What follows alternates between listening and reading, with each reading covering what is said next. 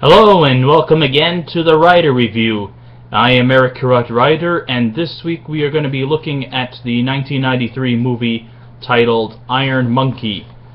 Iron Monkey is a martial arts action movie that runs for 85 minutes, and it is directed by Woo-Ping Yuen, and the writers are Cheung and Tai Mok Lau, and it stars Rongguang, Donnie and Wang.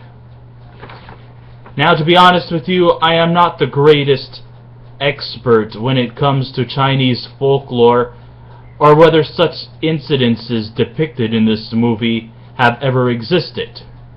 If so, these issues faced are actually quite convincing, and may actually hold a place in the annals of Chinese history and literature.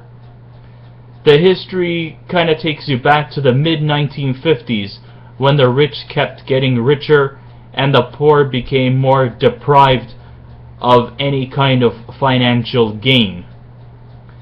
To me, it's the story that kind of has an Asian equivalent to one of the greatest English characters in ancient folklore. That's right, I'm talking about Robin Hood. The time period was, but the motives between Robin Hood and Iron Monkey are very similar, as they are both rebels trying to outsmart the corrupt government by committing criminal acts for a good cause. The plot of the story goes something like this. In a rather poor slum in China, refugees in the area are being overruled by a corrupt governor named Governor Cheung, played by Wang. An incognito hero donning a mask, who only goes by the name Iron Monkey, played by Rongguang, is willing to overthrow this governor by robbing him and all the other rich people to give to the impoverished villagers. Governor Cheung recruits a monk by the name of Wang Ying, played by Donnie Yen, and his son, the popular drunken master Wang Hung, played by a female actress named Z-Man Stang, to look for Iron Monkey and to have him executed. The father and son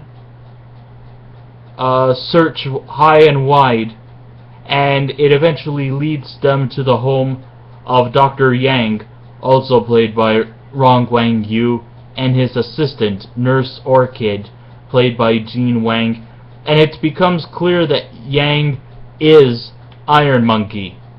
It's clearly pointed out once the character is introduced. Story-wise, the story is very simple and easy to follow through. However,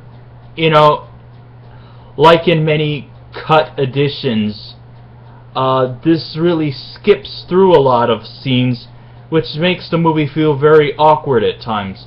Many movies have done that, I guess the best thing to do is, if you can find a director's cut edition, you may probably likely to see that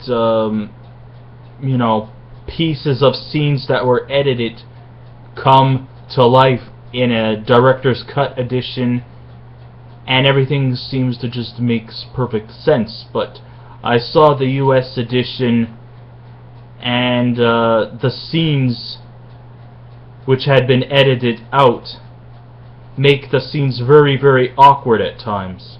I mean, one minute they're bickering if or if not Fei Hung may have a roast duck, which eventually then segues to Dr. Yang and Qi Yang joining forces to take down a Shaolin monk named Hyo Sing, played by Shi Kuan Yen. Now, we're familiar with this character and the lengths he went through, so there's nothing really new to inform us about here. Sure, the story is paper thin, but hey, what do you expect?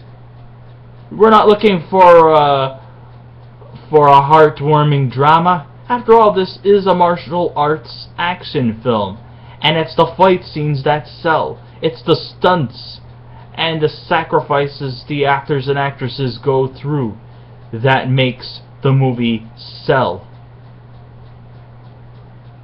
So what do you expect to see in an action film? And aside from that, actually the plot follows through very nicely. Sure, I know it's part Robin Hood, part Zorro, with an Asian flair to it, but it's still very engaging, and it goes apropos to the action scenes. We see Iron Monkey battle a vast array of rich characters, including the governor, whose purpose to get a lot of money is so that he can support his 9 wives. An evil Shaolin monk who has strange tricks up his sleeves, and that's actually saying in a literal sense. I mean, he's got like real actual tricks up his sleeves that could cause damage. And you wonder, do you ever wonder in action films if any of these characters are insured?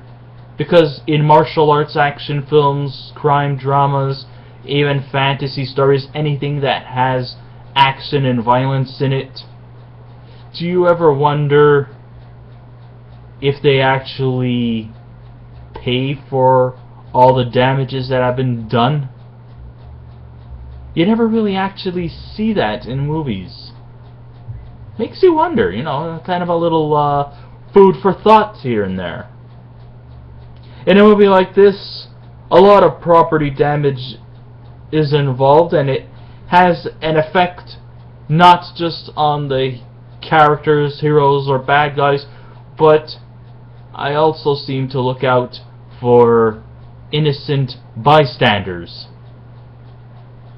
I mean, do you think that they're not affected by the damage that has been done for the sake of doing good to others? You know, just a little something to think about.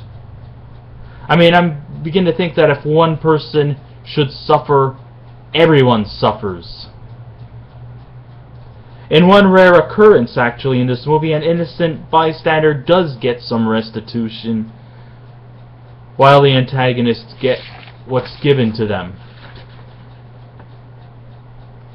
The refugees, I'm probably expecting, won't get very much out of this,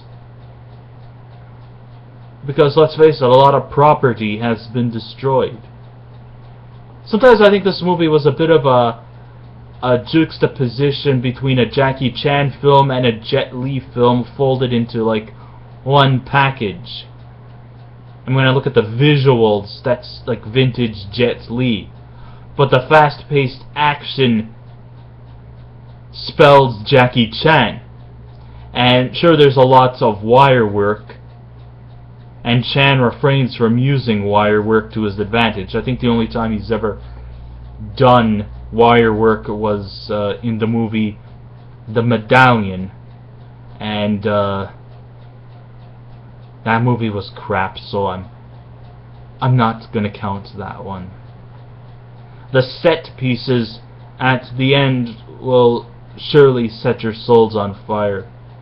And because it's a fictional period piece film, that's classic Jet Li,